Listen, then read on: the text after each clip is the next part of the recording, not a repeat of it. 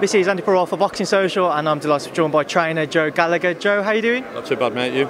I'm all good, thanks. Good to hear you doing well. It's obviously been a while since I've caught up with you. A lot's gone on in and around your gym, and we'll start off today with Stephen Smith's return on the undercard tomorrow night of Lee Wood versus Ryan Doyle. Just talking about why you guys have decided to bring Stephen back into the fold now. No, listen, he sustained a horrific injury 18 months ago in Vegas, split his ear, and there's been no rush of bringing him back. Wanted that fully healed, bringing him back in a low-key 6-rounder here just to go through fight nerves again and getting ready for a fight, and then looking for a big fight in the summer.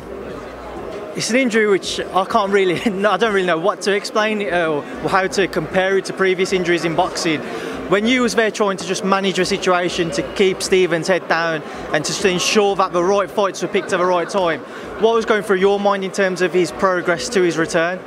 No, listen, there's been no pressure of Stephen on in the gym. He's come in, done his work, done his sparring, and we thought this was the right date now and the right time to bring him back. He was itching, he had that bug to get in again, and this will be a good little test 6-rounder for him, and then obviously then on for the big fights then in the summer.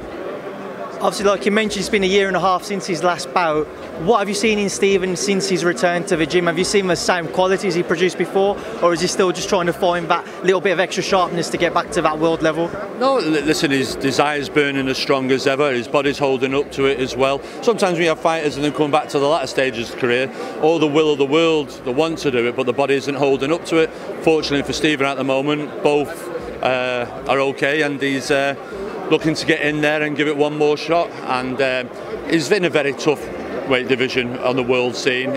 He's the performance against Pedraza, I don't think he got enough credit for it when you see what Pedraza did with Lomachenko. Jason Sosa was one of the fights of the year, so yeah, he's been unlucky. Hopefully we can get him in a position and maybe third time lucky this year.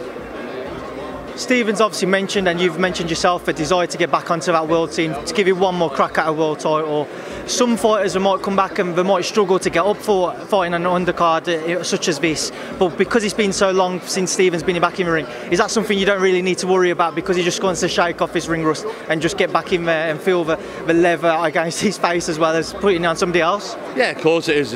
I said it to Stephen the other day, you go through all the greats records, your Chavezes, your Barreras, when they've come back from hard fights or a loss, they come back and they have a tick over, so there's nothing to be embarrassed about. It's just going through the process of fight night again, and especially last time him coming out of the ring straight into an ambulance to the hospital, having half his ear stitched back on, so it's just going through that psychological process and getting before the lights again, shaking the cobwebs off and enjoying himself.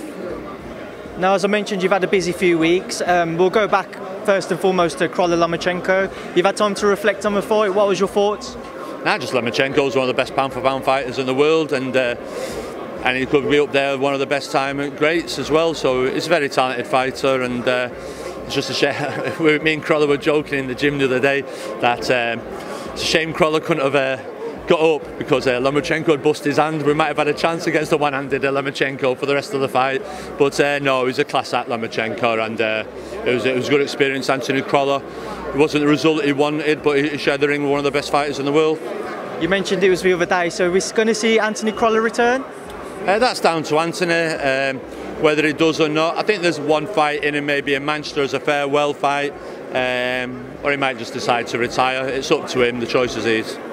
Now, whilst we're on Lomachenko, a couple of days ago we saw the announcement that he will fight for the vacant WBC world title against Luke Campbell. What are your thoughts on that fight? That's a good fight. I think Luke Campbell presents a whole set of different problems what Anthony Crolla did. I think from his southpaw stance, after studying him, you see how well Pedraza did as well. I think Luke Campbell, can he beat Lomachenko? Well, no, he can't, but I think he'll give a good account of himself. He'll set situations up for Lomachenko where he has to think a little bit more. And no, like I say, Luke Campbell is Olympian champion himself. He was unlucky against Linares, and now he's going in there against one of the best fighters in the world. He'll have his work cut out, but I'm sure he'll give a good account of himself.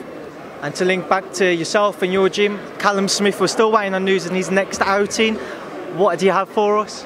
No. That's he'll be announced very soon. I think all the talk this week has been about Callum and Canelo, so talks have initially begun with that, and that's a fight we're very interested and very excited in being part of.